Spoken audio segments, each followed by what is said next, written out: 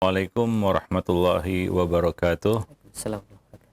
Alhamdulillah, nahmaduhu wa nasta'inuhu wa nastaghfiruh wa na'udzu billahi min sururi anfusina wa sayyiati a'malina may yahdihillahu fala mudhillalah wa may yudlil fala hadiyalah. Asyhadu an la ilaha illallah wahdahu la syarikalah wa asyhadu anna Muhammadan abduhu wa rasuluh.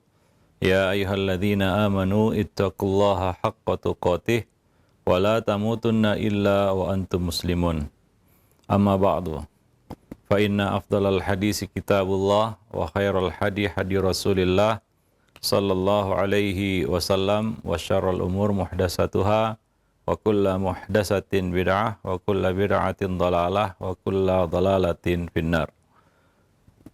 Para pemerhati roja kaum muslimin dan muslimat rahimani wa rahimakumullah. Alhamdulillah pada kesempatan pagi ini kita kembali bertemu di dalam kajian rutin kita setiap Selasa pagi membahas buku Mencetak Generasi Rabbani. Pada pagi ini kita akan lanjutkan pembahasannya.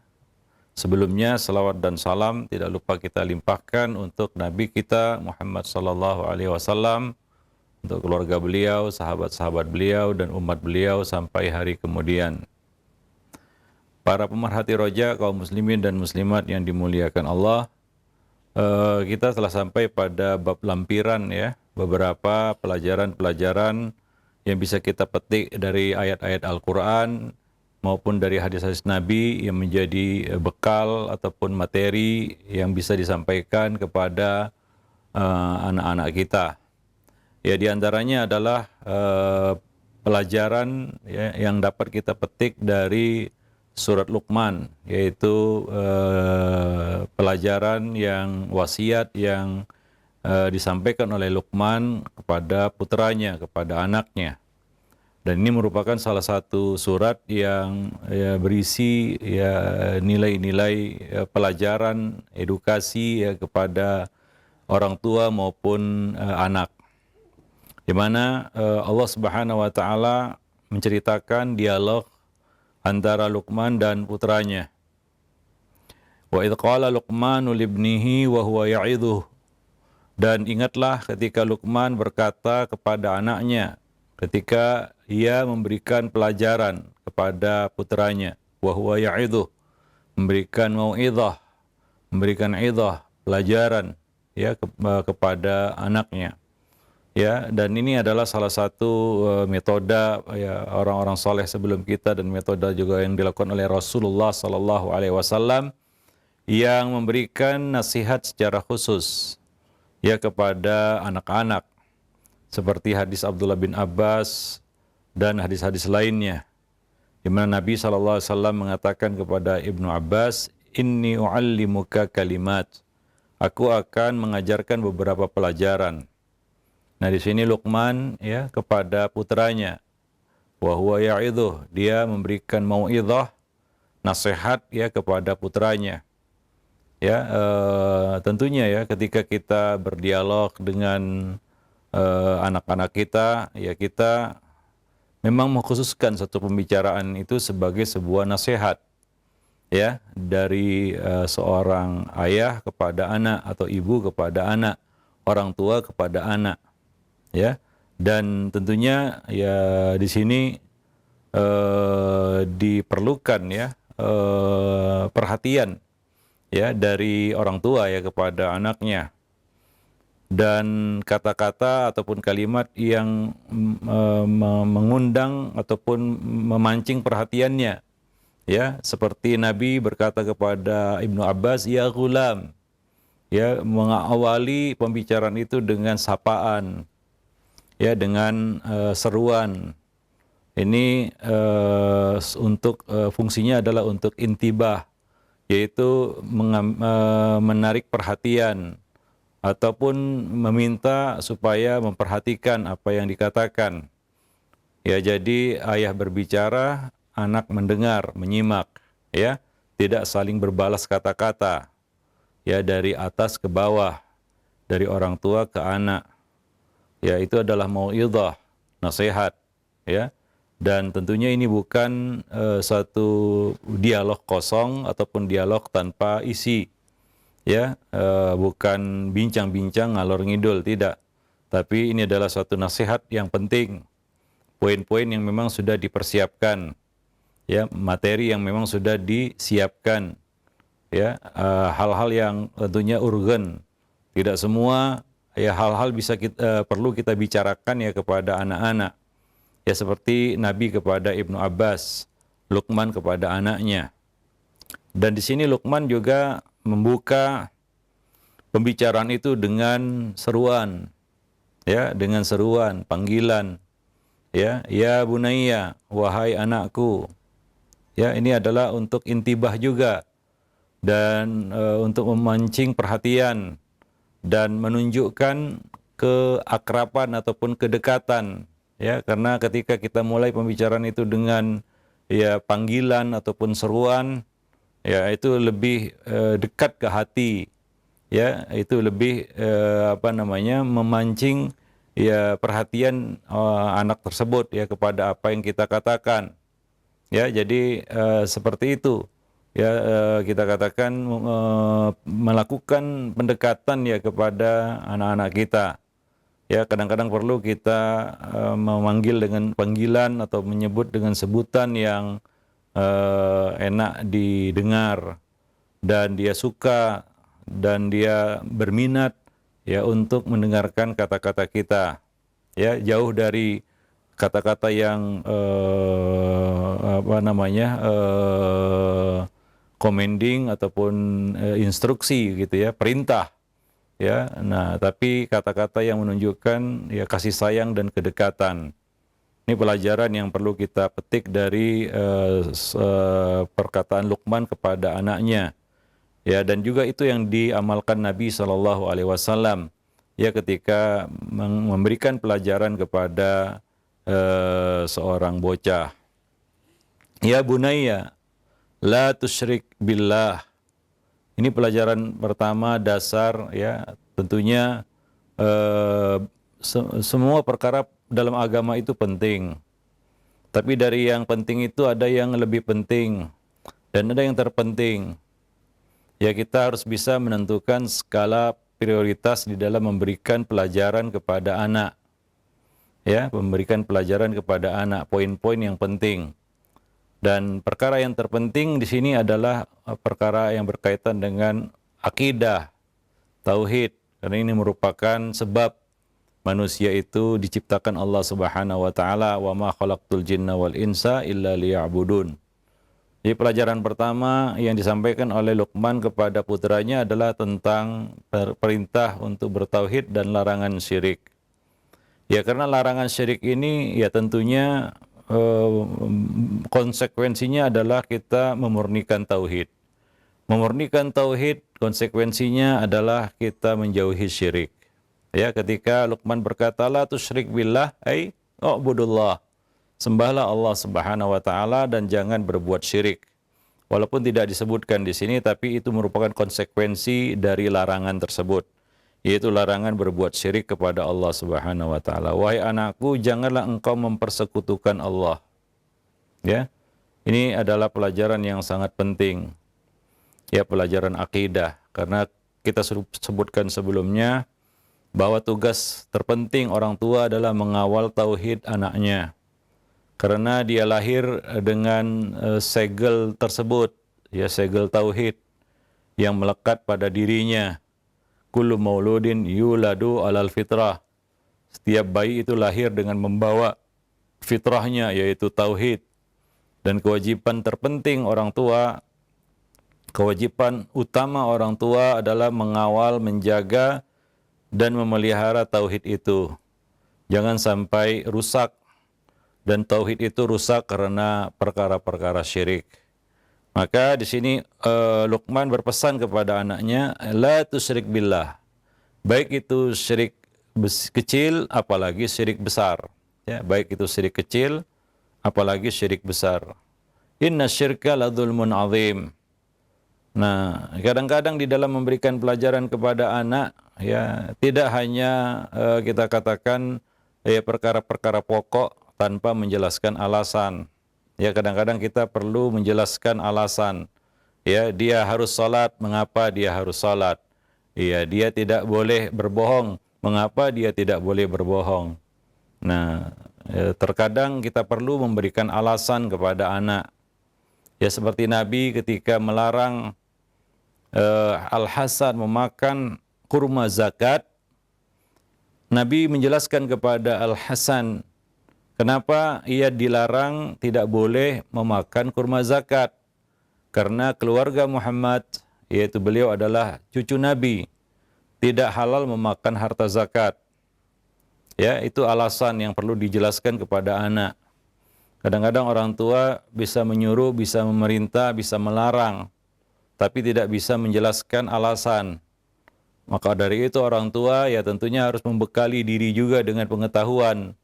Ya, nah kadang-kadang perintah atau larangan yang tidak disertai dengan alasan itu membuat anak itu justru penasaran hingga dia tetap melakukan itu hingga dia tahu kenapa dia dilarang, kenapa dia disuruh, kenapa dia dilarang. Ya, nah, itu kita katakan kekurangan ketika orang tua menyampaikan satu perintah ataupun larangan tanpa menjelaskan alasan. Kadang-kadang kita sebagai orang tua malas menjelaskan detail ya. Kenapa dia harus berbuat ini, kenapa dia tidak boleh melakukan ini ya. Kita sebagai orang tua ingin anak itu ya ikut saja. Ya, apa yang dikatakan oleh orang tua, jangan banyak tanya. Kadang-kadang orang tua itu marah kalau anaknya banyak bertanya. Ya. Dengan merendahkannya dengan mengatakan, "Ah, kamu masih kecil. Ya, yang penting begini, yang penting begitu, pokoknya begini, pokoknya begitu." Nah, ini ya tentunya ya kita saja kalau kita dapat komando seperti itu, instruksi seperti itu, ya tanpa tahu kenapa kita harus lakukan, mengapa kita harus tinggalkan, kenapa kita tidak boleh lakukan, ya itu kita juga kadang-kadang nggak nerima. Nah, kecenderungan manusia ketika dia disuruh dan diperintah tanpa tahu alasan, ya tanpa tahu alasan, dia cenderung mengulanginya. Sampai dia tahu kenapa dia diperintah dan dilarang. Makanya ketika Allah perintahkan banyak perintah dan larang banyak larangan di dalam Al-Quran maupun hadis, Allah menjelaskan alasan. Ya kenapa manusia perlu sholat. Allah jelaskan faidah sholat. Ya, tidak hanya perintah sholat saja, tapi Allah jelaskan keutamaan sholat. Ya, inna sholata tanha anil fahsya'i wal munkar. Bahwa sholat yang kamu kerjakan itu dapat mencegah kamu dari perbuatan keji dan mungkar. Jadi Allah menjelaskan alasan di balik perintah dan larangan. Karena syariat ini adalah syariat yang penuh hikmah. Ya, nah hingga kita tahu mengapa kita harus sholat, mengapa kita tidak boleh bohong, mengapa kita tidak boleh khianat. Ya, buruknya khianat, buruknya berbohong misalnya, ya. Buruknya dosa dan maksiat, itu Allah jelaskan kepada manusia akibat buruk dari perbuatan terlarang itu. Nah, demikian juga ketika kita berkomunikasi dengan anak, membangun sebuah komunikasi ya kepada anak, ya kalau bisa orang tua itu juga menambahkan ya alasan-alasan yang bisa dia pahami. Kenapa dia harus begitu, kenapa dia harus begini. Ya, nah tidak hanya melulu kata-kata commanding ya, kata-kata yang sifatnya instruksi tanpa dia tahu latar belakang kenapa perintah itu keluar, kenapa larangan itu keluar. Ya, nah demikian. Seperti di sini ya Luqman menjelaskan bahwa inna syirka la zulmun azim. Sesungguhnya syirik itu adalah kezaliman yang paling besar. Zulmun azim. Kezaliman yang sangat besar. Ya, bahwa itu adalah kezaliman yang terberat. Kezaliman seorang makhluk kepada Khalik, kepada penciptanya. Ya, itu yang dijelaskan Nabi sallallahu alaihi wasallam, ya, anta ja'ala lillahi niddan wa huwa khalaqak. Engkau jadikan bagi Allah sekutu sementara dialah yang menciptakan kamu. Oleh karena itulah sebabnya syirik itu kezaliman yang terbesar. ya Allah memberikan segalanya, kehidupan, ya, dan perangkat-perangkat kehidupan, lalu kita serahkan ketaatan itu kepada selain Allah. Ya, Nabi menjelaskan dalam hadis yang lain perumpamaannya, yaitu seperti seorang tuan kepada budaknya, yang mana budak ini dicukupi segala kebutuhannya, keperluannya oleh si majikan, oleh si tuannya. Tapi ternyata budak ini menyerahkan hasil kerjaannya kepada orang lain atau bekerja untuk orang lain. Kira-kira murkakah majikan ini terhadap budaknya? Tentu saja iya. Majikan ini, tuan ini akan murka kepada budaknya itu karena dia yang memilikinya, dia yang mencukupi segala kebutuhannya, kehidupannya, lalu dia serahkan hasil kerjanya kepada orang lain. Itulah perumpamaan syirik, ya. Ya mungkin perlu dijelaskan kepada anak bahwa syirik itu adalah kezaliman yang besar. Ya, nah demikian. Jadi ini satu faedah yang bisa kita petik ya di dalam dialog ini yang singkat ini, yang pendek ini ya. Ya, seorang ayah yaitu Luqman kepada putranya. Nah, kemudian di dalam surat Luqman itu juga banyak berisi pelajaran-pelajaran yang Allah sebutkan. Misalnya perintah untuk berbakti kepada orang tua. Wa wassaynal insan biwalidayhi hamalathu ummuhu wahnan ala wahnin. Nah, ini juga coba lihat ya metode Qur'ani.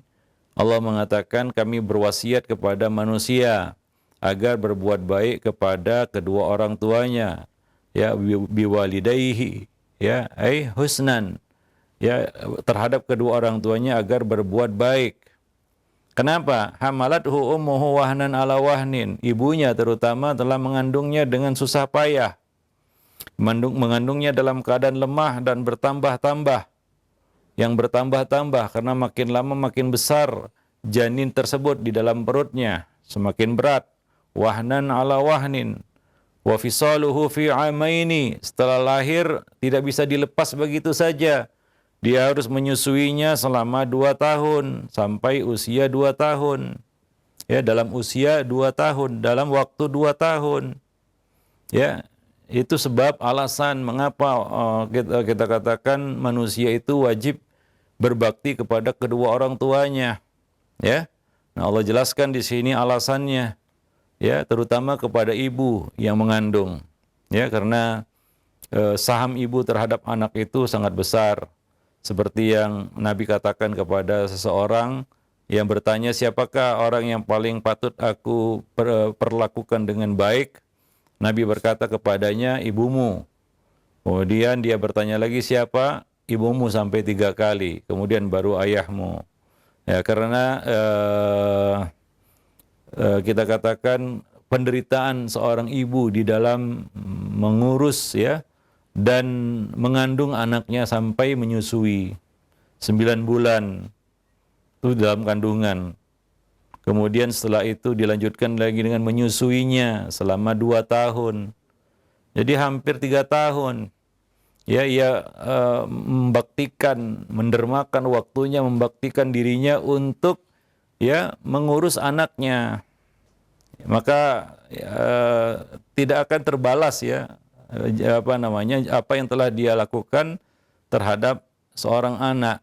Maka begitulah kewajiban seorang anak kepada orang tuanya, terutama ibu di sini ya. Nah, demikian. Maka dari itu ya ayah juga harus menjaga martabat ibu di hadapan anak.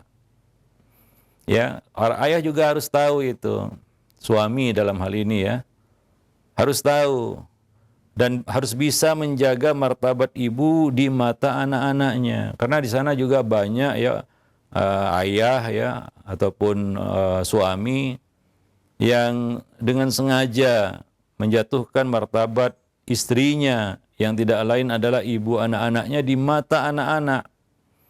Sehingga anak-anak itu tidak respect, tidak hormat kepada ibunya atau merendahkan ibunya. Ya, atau tidak menghargai ibunya.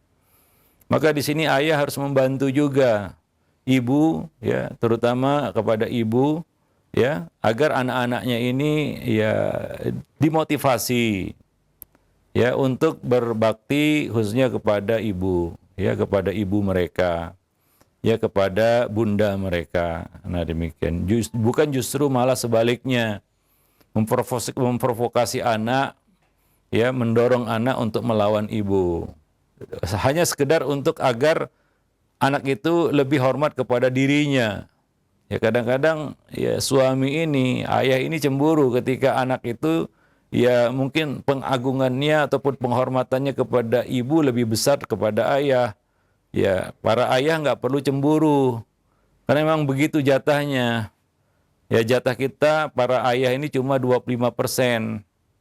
Jatah ibu itu 75%. Ya, karena saham mereka lebih banyak. Yang ingin kita sampaikan di sini dari faedah yang bisa kita petik dari ayat ini adalah ya bukan hanya anak harus berbakti dan hormat kepada orang tua terutama ibu, tapi di sini ayah, suami juga harus bisa mengkondisikan anak-anak mereka agar ya hormat kepada ibu, ya, agar memuliakan ibu. Ya, bukan justru malah sebaliknya. Kalau ada indikasi yang mengarah dia tidak hormat, menyepelekan, merendahkan ibu mereka, ya istri kita, maka ini harus diluruskan. Ini harus dicegah, ya. Nah, demikian. Jangan justru gembira supaya anak itu lebih hormat kepada saya daripada ibunya. Nah, ini kan tidak baik ini. Ya, istri dijadikan sebagai rival ya di dalam mengambil perhatian anak. Nah, ini tentunya tidak benar ya. Nah, justru ayah seharusnya menopang ya, mendukung, membantu anak-anak ini untuk lebih hormat kepada ibunya ya. Nah, demikian. Wallahu alam bissawab. Anishkurli wali walidaika ilayyal masir. Agar kalian bersyukur kepadaku dan kepada kedua orang tuamu, karena kepadakulah kalian akan kembali. Ya, jadi ya ini adalah perintah di bawah perintah tauhid ya. Ya, wa'budullah wabil walidaini ihsana. Sembahlah Allah dan agar kamu berbuat baik kepada kedua orang tua. Bersyukur kepada Allah dan juga kepada orang tua. Ya, nah demikian. Tentunya ya tidak sama ya menaati Allah dengan menaati orang tua. Karena ini aja ayat ada lanjutannya menjelaskan bahwa ketaatan kepada orang tua itu ya tidaklah bersifat mutlak. Semuanya di bawah ketaatan kepada Allah Subhanahu wa taala. Tapi harus diingat juga bahwa selain bersyukur kepada Allah, anishkurli, kalian wajib bersyukur kepada Allah. Demikian juga wajib bersyukur kepada kedua orang tua, ya, wali walidaika, dan kepada kedua orang tuamu, ya. Nah, demikian. Karena ya mau tidak mau, suka tidak suka, Allah telah memilih mereka sebagai sebab ya kita hadir di dunia. Mereka Allah pilih sebagai sebab jalan ya kita lahir ke dunia. Maka jangan lupakan jasa kedua orang tua, yang mana jasa mereka itu tidak bisa kita nilai dengan apapun dan tidak bisa tergantikan ya. Nah, demikian. Maka doronglah anak ya supaya berbakti kepada kedua orang tua. Ya, demikian juga ibu juga demikian ya. Harus mendukung anaknya, mendorong anaknya supaya hormat taat kepada, menghargai, menghormati ayahnya. Ya, bukan justru memprovokasi anak supaya melawan ayahnya atau merendahkan ayahnya. Ya, atau merendahkan ayah mereka. Nah, hanya karena berebut simpati dan perhatian anak. Ini terlihat konyol ya di dalam rumah, dalam sebuah rumah tangga ya. Kedua orang tua justru berebut perhatian anak-anak mereka dengan saling menjatuhkan satu sama lainnya. Ya. Nah, ini adalah satu hal yang ya tentunya tidak baik ya. Dan boleh jadi akhirnya anak-anak itu tidak menghormati keduanya. Ya, boleh jadi anak-anak itu akhirnya tidak menghormati keduanya. Dan juga mereka juga dapat menilai ya keburukan dari apa yang kita lakukan, yaitu apa? suka menjelekkan dan memburukan orang lain. Apalagi orang lain itu adalah yang tidak lain dan tidak bukan adalah ibu anak-anak kita sendiri atau ayah anak-anak kita sendiri, ya. Maka ya kedua orang tua itu harus ya hendaknya satu derap langkah lah ya di dalam membangun ya sikap berbakti kepada kedua orang tua. Nah, demikian ya. Jangan dikasih celah untuk merendahkan salah satu dari keduanya, ya. Wallahu a'lam bishawab. Nah, tadi kita sebutkan bahwa ketaatan kepada orang tua itu tidak mutlak. Bahwa ketaatan kepada orang tua itu di bawah bingkai ketaatan kepada Allah, dalam bingkai ketaatan kepada Allah Subhanahu wa taala. Allah lanjutkan ya di dalam ayat tersebut, wa in jahadaka ala an tusyrika bima laisa laka bihi ilm fala tuti'huma wa sahibhuma fid dunya ma'rufa. Dan jika keduanya memaksamu untuk mempersekutukan Allah dengan sesuatu yang lain, yaitu berbuat syirik, yang kamu tidak punya ilmu tentang itu, maka janganlah engkau menaati keduanya. Akan tetapi bergaullah dengan keduanya di dunia dengan cara yang baik, ya. Nah, jadi la ta'ata li makhluk fi ma'siyatil khaliq. Tidak ada ketaatan kepada makhluk dalam hal bermaksiat kepada al-khaliq, kepada pencipta. Demikian juga Nabi mengatakan innamat ta'atu fil ma'ruf. Sesungguhnya ketaatan itu hanyalah dalam perkara-perkara yang ma'ruf saja, ya, dalam perkara-perkara yang ma'ruf saja. Nah, demikian.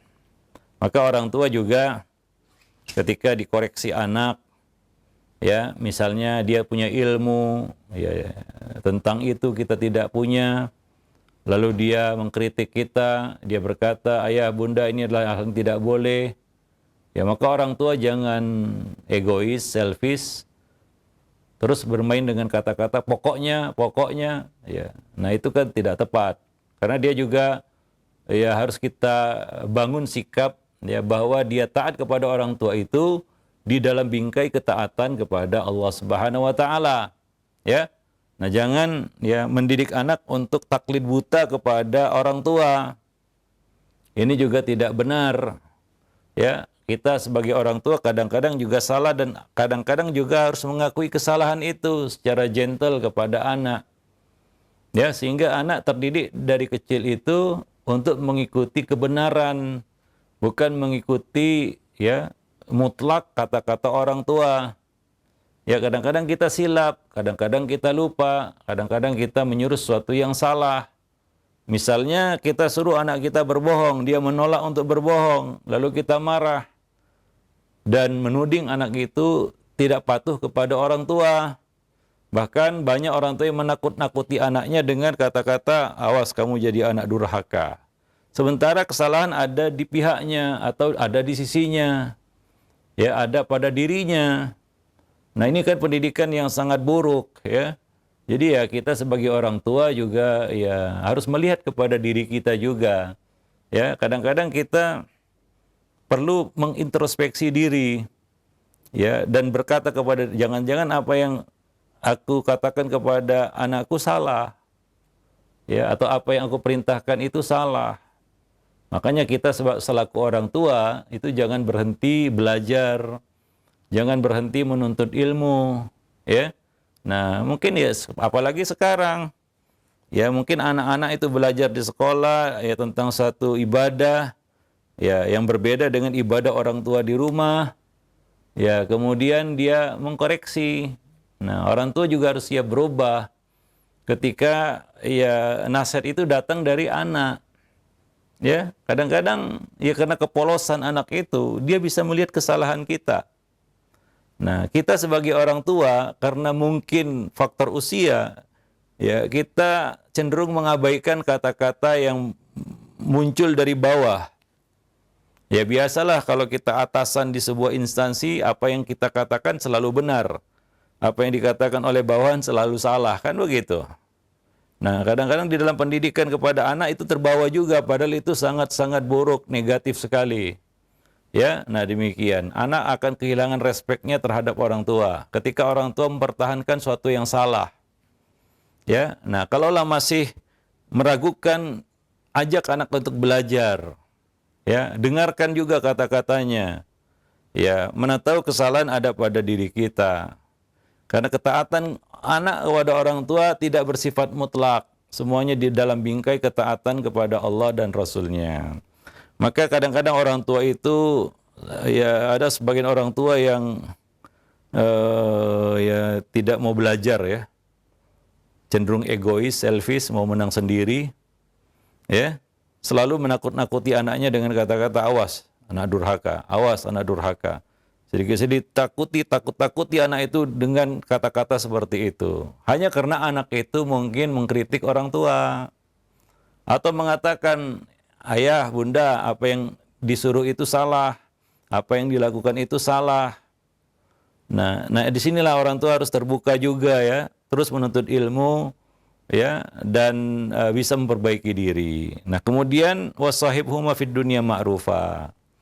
Ya, kalaupun anak itu tidak taat kepada orang tua karena orang tua yang salah, anak itu harus ya berbuat baik ataupun bermuamalah yang baik kepada orang tuanya. Ya, taat tidak, tapi dia tidak boleh berkata dengan kata-kata yang buruk ya, atau bersikap dengan sikap yang kasar ya kepada orang tua, walaupun dia tidak mengikutinya. Ya, nah demikian. Yaitu akhlak. Ini perkara yang nggak bisa lepas dari pendidikan. Sahibhuma fid dunya ma'rufa, itu adalah perintah untuk berakhlak, walaupun kita tidak cocok dengan orang lain. Nah ini akhlak, disitulah akhlak itu nampak ya, ketika kita tidak cocok dengan orang lain. Ketika kita tidak sepakat dengan orang lain, berselisih dengan orang lain. Nah disitulah baru nampak akhlak itu. Kalau kita cocok dengan orang lain, kita berbaik-baik kepadanya, itu wajar. Ya, nggak ada masalah. Ya, kita sepakat dengan teman kita, cocok, nggak ada masalah. Ya, nggak nampak akhlak, belum nampak ya, akhlak di situ. Namun ketika kita berbeda pendapat, berselisih, bertentangan, ya, nah disitulah akan nampak akhlak itu. Ya, mana yang baik akhlaknya dan mana yang berantakan akhlaknya. Nah di sini, kalaupun kamu tidak cocok dengan orang tuamu karena mungkin kamu nilai apa yang diperintahkannya itu salah, ya kamu tidak boleh berperilaku yang buruk kepadanya. Kamu harus tetap menjaga akhlak dan etika di hadapan orang tua. Dia jangan meninggikan suara, itu adalah intihar atau nahar, ya, membentak. Membentak itu artinya meninggikan suara kita di atas suaranya. Ya, ini adab yang perlu dibiasakan pada anak. Ya, tidak mengangkat suara lebih tinggi daripada suara orang tua. Ya, tidak mengangkat suara lebih tinggi daripada suara orang tua. Karena itu termasuk bentuk intihar. Maka dari itu sering kita sampaikan ya dalam kajian-kajian juga, jangan buka ajang perdebatan dengan orang tua. Kita selaku anak, kita tidak cocok sama orang tua, itu bisa terjadi. Apalagi kita nilai orang tua itu menyuruh yang salah atau berada di pihak yang salah, ya, pendapat yang dipilihnya salah, jalan yang dipilihnya salah. Ya, kita tidak cocok dengannya, ya tentu saja kita tidak akan menerima kebatilan. Ya, siapapun yang menyuguhkannya, ya, walaupun orang tua yang menyuguhkan kebatilan itu, ya tidak boleh kita telan, ya. Nah, akan tetapi, ya, jangan terjebak, jangan terpancing untuk membuka perdebatan kepada orang tua. Ya, nah, amalkan sabda Nabi, ya, aku jamin istana di bagian tengah surga bagi yang meninggalkan perdebatan walaupun dia di pihak yang benar. Terutama ini ya, kita amalkan hadis ini ya terhadap orang tua. Misalnya anak mendakwahi orang tua. Ada kalanya waktu atau momen di mana anak memberikan nasihat kepada orang tua. Orang tua tidak menerima, jangan terkejut. Jangan heboh juga. Jangan main fonis-fonis. Ya, ini baru nasihat menasihati orang tua nggak nerima, langsung ya orang tua itu divonis.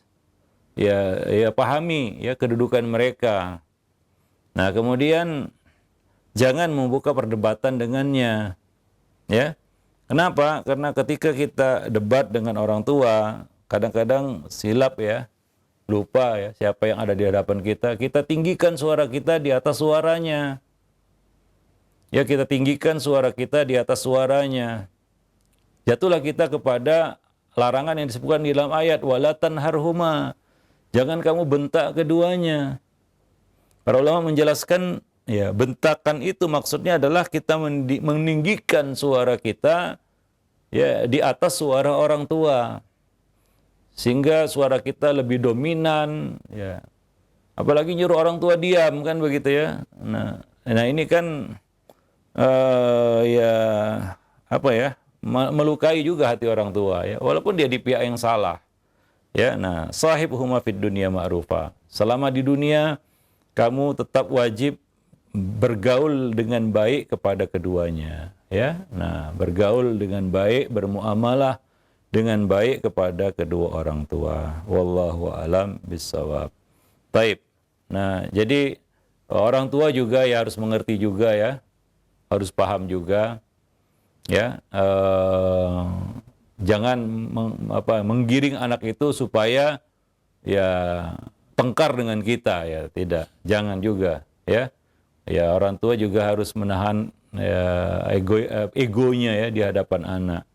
Ya, semua demi kemaslahatan bersama, baik si anak maupun kita sebagai orang tua. Nah, demikian. Ya, kalau bisa pendidikan itu dijauhkanlah dari pertengkaran, dari perdebatan ya, dari kericuhan, apalagi saling angkat suara, ya, keras-kerasan suara, ya, itu sudah jauh dari nilai pendidikan, ya.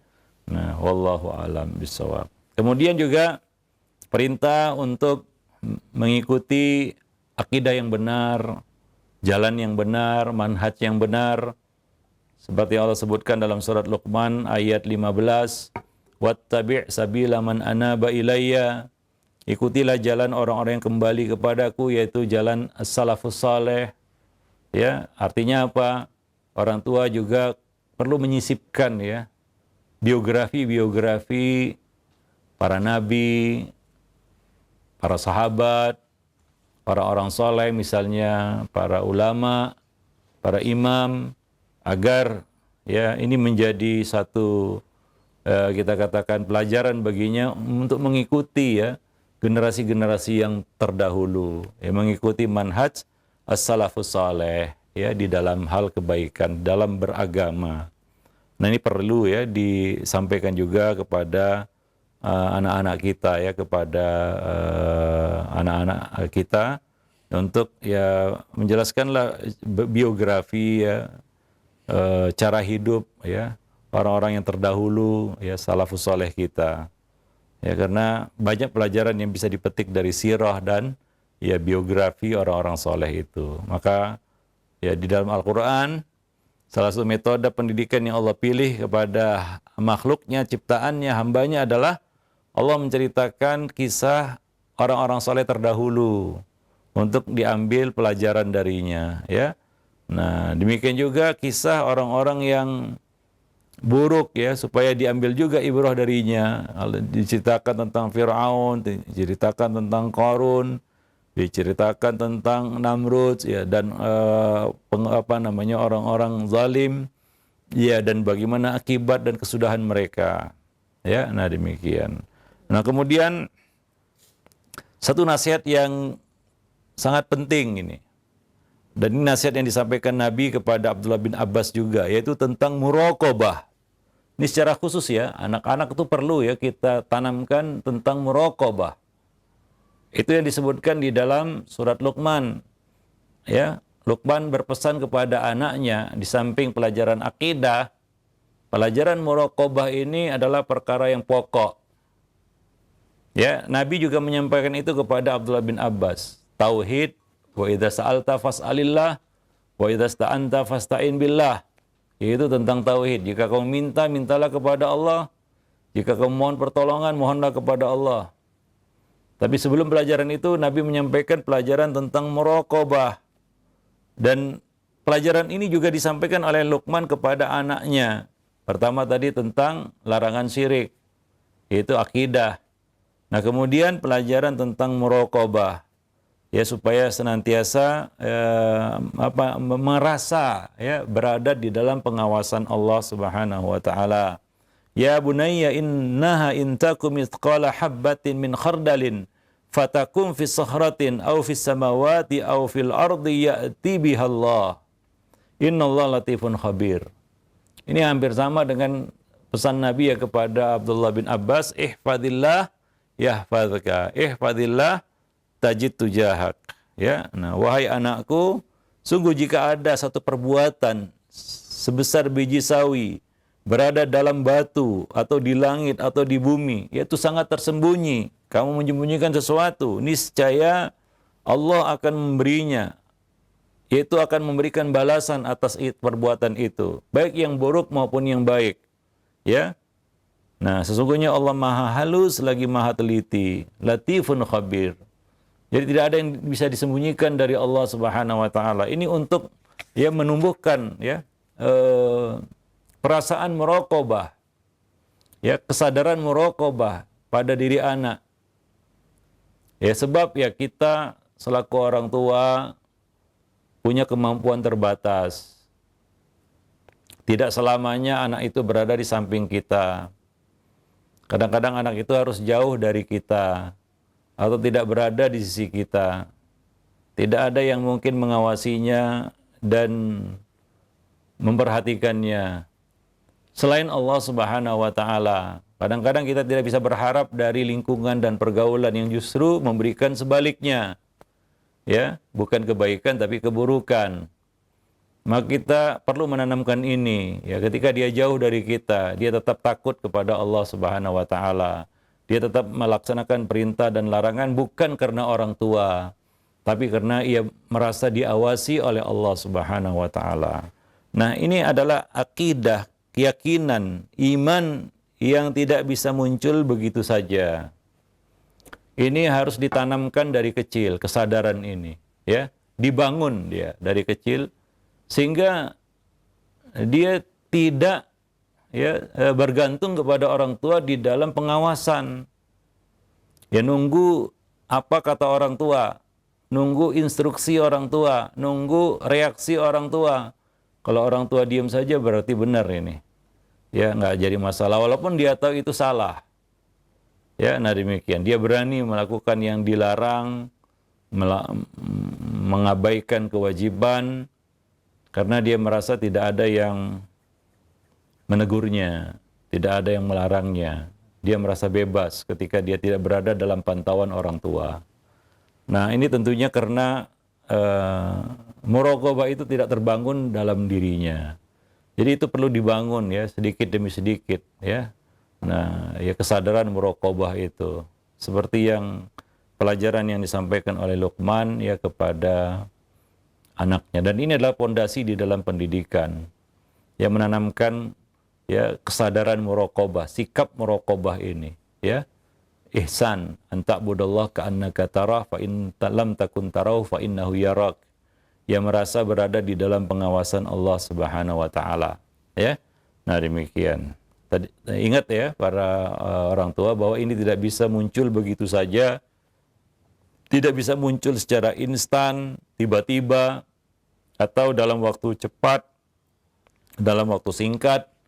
Ini adalah suatu kesadaran yang perlu dibangun, iman yang perlu dibina dari kecil. Ya, nah demikian. Wallahu a'lam bishawab. Nah, kemudian diantaranya juga adalah, ya, perintah Luqman supaya selalu menegakkan sholat, beramar ma'ruf nahi mungkar, sabar atas ketentuan Allah. Ya, pelajaran-pelajaran lain yang perlu, ya, kita, ya, sisipkan juga kepada anak. Misalnya pelajaran-pelajaran tentang sholat, amar ma'ruf nahi mungkar, tentang sabar, tentang syukur, dan lain-lain sebagainya. Ya bunayya aqimis shalah wa'mur bil ma'ruf wanha 'anil munkar wasbir 'ala ma asabak. Ya, ini pelajaran yang luar biasa. Hablun minallah, ya, hablun minan nas. Nah, kemudian kunci dari semuanya yaitu apa? Sabar atas musibah yang menimpamu. Baik di dalam membina hablun minallah maupun hablun minan nas. Ya, kuncinya adalah sabar. Ya, keberhasilan itu, kesuksesan itu ada bersama kesabaran. Innaman nasr ma'as sabar. Ya, ini adalah suatu inna dzalika min azmil umur, sesuatu yang sangat penting. Azmil umur, perkara yang sangat penting. Ya, nah itu kita katakan pondasi-pondasi pendidikan yang perlu kita ya berikan kepada anak-anak kita. Nah, demikian. Salat itu adalah hablun minallah. Apapun ceritanya jangan sampai meninggalkan salat. Amar ma'ruf nahi mungkar itu adalah kunci membangun, membina hablun minan nas. Ya, hingga kita tidak mudah terpengaruh dan tidak mudah juga dipengaruhi. Kenapa? Karena kita menegakkan amar ma'ruf nahi mungkar. Anak itu berani, ya, menumbuhkan sikap berani, terutama berani di sini dalam perkara amar ma'ruf nahi mungkar. Dia tidak diam saja terhadap kemungkaran dan dia mudah untuk mengikuti perkara yang baik, ya. Nah, demikian. Nah, ini kunci hablun minan nas sebenarnya. Dan kedua-duanya itu perlu pondasi sabar. Ya, wasbir ala ma asabak. Sabarlah terhadap apa yang menimpamu, ya. Baik di dalam membuka, menjalin hablun minallah maupun di dalam menjalin hablun minan nas. Perlu sabar. Ya, perlu sabar. Karena Allah pasti kasih kita ujian dengan ketaatan yang kita berikan. Allah pasti kasih ujian. Ya, kadang-kadang ada manusia yang jengkel dikasih ujian. Karena dia merasa saya telah melakukan ketaatan, nggak ada yang kurang. Dia lupa untuk bersabar dalam menghadapi ujian dari Allah Subhanahu wa taala. Apalagi di dalam membangun hablun minan nas. Ya, memang manusia lain itu adalah ujian bagi kita. Allah mengatakan wa ja'alna ba'dakum li ba'din fitnatan atasbirun. Kami jadikan sebagian kamu menjadi fitnah, cobaan bagi sebagian yang lain untuk menguji apakah kamu bersabar.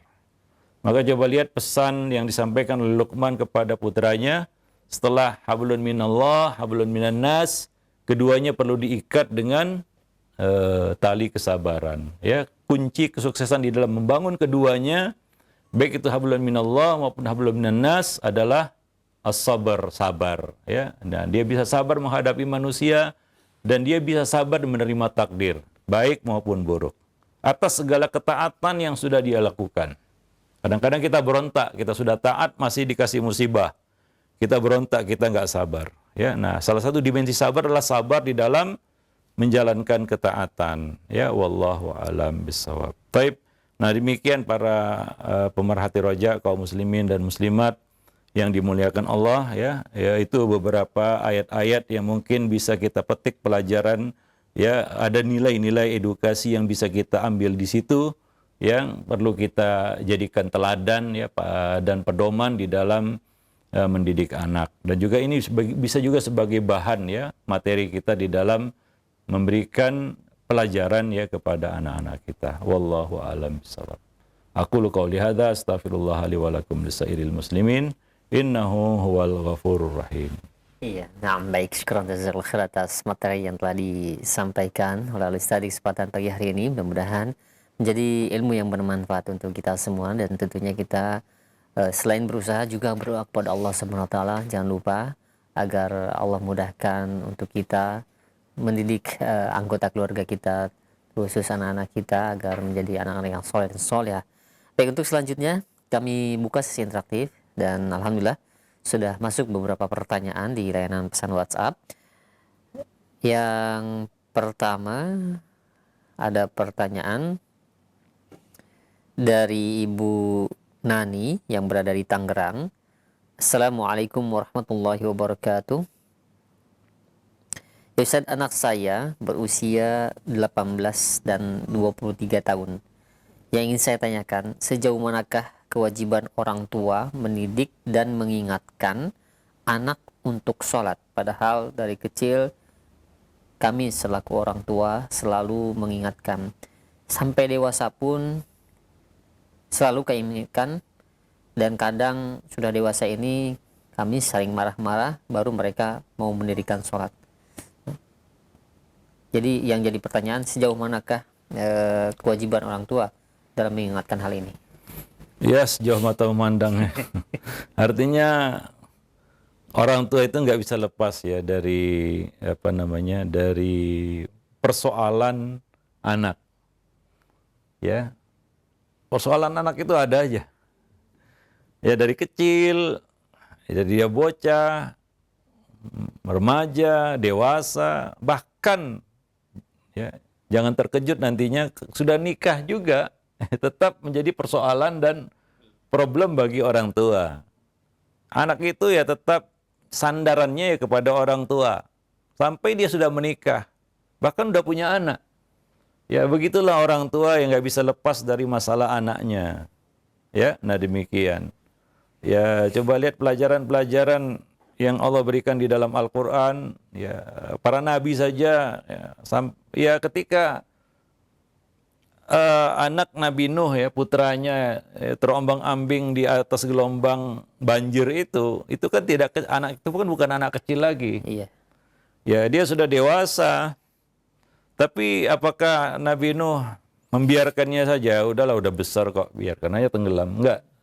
Nabi Nuh tetap berjuang, berikhtiar. Bagaimana anak ini tetap ikut kepada beliau, kan begitu ya? Ya bunayyar kam ma'ana, wahai anakku, naiklah ke perahu bersama kami. Tetap diajak, dianjurkan, diminta, didakwahi. Ya, enggak ada henti, ya, enggak putus-putus, ya. Nah demikian. Karena ini adalah hubungan yang enggak bisa dicerai. Hubungan anak dan orang tua enggak bisa dicerai, enggak ada istilah talak, enggak ada istilah cerai di situ. Ya tetap orang tua itu ya kita katakan apa ya, punya kewajiban lah ya terhadap urusan anaknya. Ya demikian juga coba lihat Nabi Yakub ya terhadap anak-anaknya. Anak-anaknya bukan anak-anak lagi kan, sudah besar ya, tapi Nabi Yakub ya tetap ya berusaha untuk bisa sabar menghadapi mereka dan menyuruh mereka untuk berbuat baik. Carilah Yusuf dan saudaranya. Jangan putus asa dari rahmat Allah, karena tidak ada yang putus asa dari rahmat kecuali orang yang kafir. Itu kata-kata Nabi Yakub kepada anak-anaknya sudah besar, supaya mencari adik-adiknya yang hilang, yaitu Yusuf dan Bunyamin. Jangan putus asa dari rahmat Allah, cari. Ya, coba lihat ini ya. Padahal ya mereka yang telah berbuat ulah ya, melenyapkan Nabi Yusuf dengan membawa pakaiannya Yusuf yang sudah dilumuri dengan darah serigala, kan begitu ya. Mereka berusaha untuk mengelabui orang tua mereka sendiri. Tapi demikian Nabi Yakub tetap ya berpesan dengan pesan yang baik kepada anak-anaknya. Ya itulah dia anak, namanya anak, kan begitu ya. Gimana pun dia tetap anak. Maka jangan bosan, jemu, ya namanya juga ikhtiar. Ya suruh dia tetap sholat, walaupun ya perintah menyuruh anak itu sholat dari usia berapa? 7 tahun ya. 7 tahun dia sudah disuruh. Kalau lebih cepat dia lebih baik. Ya, nah itu nggak ada batas sampai usia sekian nggak usah suruh lagi, nggak ada. Suruh anakmu, perintah Allah dulu ya di dalam Al-Quran, wa'mur ahlaka bis-salati wastabir 'alaiha. Perintahkanlah anak-anakmu untuk salat dan bersabarlah kamu di dalam melakukannya. Sabar di sini baik sabar di dalam melaksanakan perintah itu, yaitu menyuruh anak untuk salat, dan sabar di dalam melaksanakan salat itu sendiri. Ya, perlu sabar memang. Ya, nah demikian. Ya, demikian juga Nabi perintahkan muru auladakum bis salati fi sab'in. Suruhlah anakmu untuk mengerjakan salat di usia 7 tahun. Ya, 7 tahun disuruh dia salat. Lebih cepat lebih baik, enggak jadi masalah. Dan di dalam hadis itu Nabi tidak batasi. Bahkan kalau 10 tahun ke atas tidak mau salat, kasih hukuman tertinggi adalah pukulan. Ya, sebagai bentuk pendidikan ya kepada anak. Demikian juga ketika dia dewasa, remaja, dewasa, ya tetap suruh. Walaupun anak sudah menikah misalnya. dia kayaknya malas-malasan atau ogah-ogahan mengerjakan sholat. Apa nggak perlu disuruh lagi? Dia sudah nikah, sudah jadi bapak anak-anak, ya sudah punya rumah tangga, nggak usah disuruh. Suruh juga, karena itu anak kita. Walaupun dia sudah punya istri, sudah punya suami, sudah punya anak, kita punya kewajiban, ya kita punya tanggungan ya terhadap anak-anak ini. Nah demikian. Ya hitung-hitung itu menebus ya mungkin kelalaian kita di masa lalu. Mungkin kita kurang ya, terlambat menyuruhnya sholat atau kekurangan lah ya di dalam mendidik anak. Maka jangan putus ya, jangan putus, jangan letih dan lelah, jangan bosan dan jemu untuk terus mengarahkan anak kepada kebaikan ya. Di dalam sholat juga. Ya kita tahu ya kadang-kadang anak remaja itu malas-malesan, ya ogah-ogahan, ya kadang-kadang ada futur di situ kan begitu, ada rasa bosan dan jemu, perlu dinaikkan gairahnya, semangatnya, perlu dikasih motivasi supaya dia semangat kembali. Kadang-kadang remaja seperti itu ya. Ya ada masa-masa futur juga ya. Kita ada nulis buku tentang remaja, judulnya Ada Apa Dengan Remaja, membangun interaksi positif dengan remaja. Nah demikian. Ya, itu kan dari remaja usia berapa tadi? 19 dan 23 tahun ya. Nah demikian. Yang boleh dikatakan bukan anak-anak lagi jelas ya. Nah cuma ya kadang-kadang ketika dewasa, anak itu sudah dewasa, cara kita berkomunikasi juga harus berbeda. Jangan disuruh sholat seperti nyuruh anak-anak. Ya. Jangan menyuruh anak yang sudah remaja bahkan dewasa seperti menyuruh anak-anak. Coba rubah ya gaya komunikasi kita dengan anak ketika dia sudah remaja. Bicaralah seperti bicara ya orang dewasa kepada sesama, kan begitu. Nah, demikian. Jangan ada kata-kata kamu udah besar kok ini, itu kan merendahkan ya. Tidak ada lagi kata-kata penyerangan, agitasi seperti itu ya, yang sifatnya menyerang, apalagi menyerang pribadi, menyerang status ya dirinya sebagai orang dewasa kan begitu ya. Nah itu justru akan berbuah negatif ya bagi dirinya juga ya. Nah demikian. Wallahu a'lam bishawab.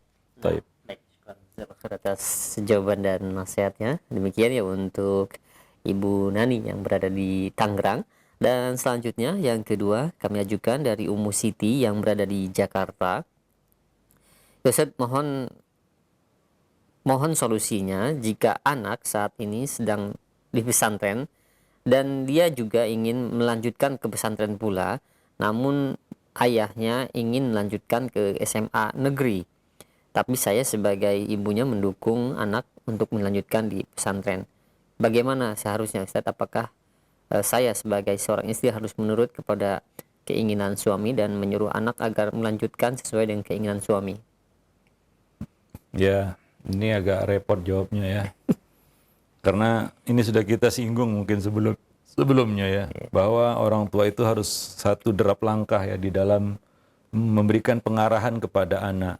Ya, ada kesan bahwa di sini orang tua itu tidak satu visi dan misi ya, tidak pernah meeting istilahnya ya, untuk membicarakan perihal pendidikan ataupun ya pendidikan anak-anak mereka ataupun sekolah anak-anak mereka. Nah, ya seharusnya orang tua itu dari awal ya itu sudah apa ya kita katakan punya pandangan yang sama itu ya, menyamakan pandangan maksudnya ya terhadap anak-anak mereka. Karena anak-anak ini ya orang tua itu harus tahu bakatnya, kemampuannya juga, kan begitu ya. Ada kecenderungannya, kecondongannya, minatnya. Ya, dan kewajiban orang tua adalah mengarahkan kepada jalur yang positif. Ya, tidak keluar dari rel syariat. Ya, itu kewajiban orang tua. Nah, tentunya ya orang tua sudah jauh-jauh hari sebenarnya mempersiapkan ya langkah-langkah pendidikan bersama alternatifnya untuk si anak. Ya nanti sekolah dasarnya di mana, lanjutannya kemana, nanti kuliah bagaimana, itu memang sudah dipersiapkan. Karena tidak ada yang lebih mengenal anak selain orang tua. Tapi kalau orang tua berbeda pandangan tentang anak anak mereka ya ini menunjukkan tidak ada koordinasi sebenarnya. Ya, seharusnya tidak seperti itu. Jadi ada kesan ya orang tua itu memaksakan keinginan dan kehendaknya. Ayah ingin begini, ibu ingin begitu. Ini anak yang pusing nanti. Ya. Nah, ya tentunya ini adalah suatu hal yang keliru juga bahwa anak itu tidak harus mengikuti keinginan orang tua. Karena tidak selamanya ya keinginan orang tua itu linear, yaitu satu garis lurus atau sejajar dengan kemampuan anak. Dan itu sering terjadi sehingga anak itu terbebani dan malah kontraproduktif. Anak tidak punya kemampuan verbal dan cenderung lemah.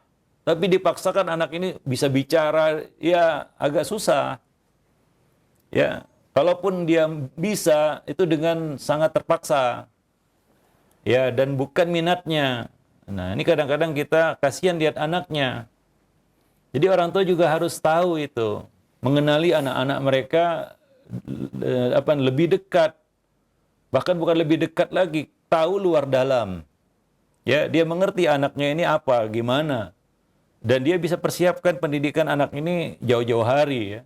Jadi tidak tengkar lagi ketika memasukkan anak ke SMP misalnya, ini mau umum atau pesantren. Ini macam orang tua nggak kenal anaknya saja begitu ya. Nah demikian. Ya, dan kadang-kadang orang tua yang cenderung memaksakan ego mereka. Ya, nah jadi harapan kita orang tua itu banyak-banyak meeting lah. Suami istri, ayah bunda itu banyak-banyak meeting tentang anak. Meeting di sini ya kita katakan rapat ya, musyawarah atau dia berdialog lah ya. Ya tentang masalah anak-anak mereka. Nah demikian. Wallahu a'lam bishawab. Ya sehingga tidak membuat bingung si anak ini, ya, dan cenderung ya anak itu harus wajib mengikuti kehendak orang tua. Walaupun dia tidak mampu untuk mewujudkannya, ya, tidak mampu untuk melaksanakannya. Nah demikian. Wallahu a'lam bishawab. Jadi harapan kita para orang tua, ya khususnya yang punya anak yang masih kecil, ya itu terus dipantau anaknya, ya dilihat bagaimana ya perkembangannya, ya dan orang tua ya di sini harus banyak-banyak berdiskusi. Ya mereka berdua berdialog ya tentang perkembangan anak dari usia ke usia berikutnya, dari fase demi fase dari kehidupannya. Wallahu a'lam bishawab. Sehingga tidak terjadi tumpang tindih seperti ini dan kadang-kadang membingungkan. Akhirnya apa? Orang tua yang bertengkar. Ketika ayah merasa dominan, ya ikut kemauan ayah, si ibu ngambek kan gitu ya. Atau sebaliknya. Si ayah yang ngambek. Kenapa? Karena anak mengikuti keinginan ibunya. Kan ini tidak baik ya. Wallahu a'lam bishawab. Taib, mungkin sampai di sini dulu pertemuan kita pada kesempatan pagi ini. Mudah-mudahan bermanfaat. Aku qauli hadza astaghfirullah li wa lakum lisairil muslimin innahu huwal ghafurur rahim.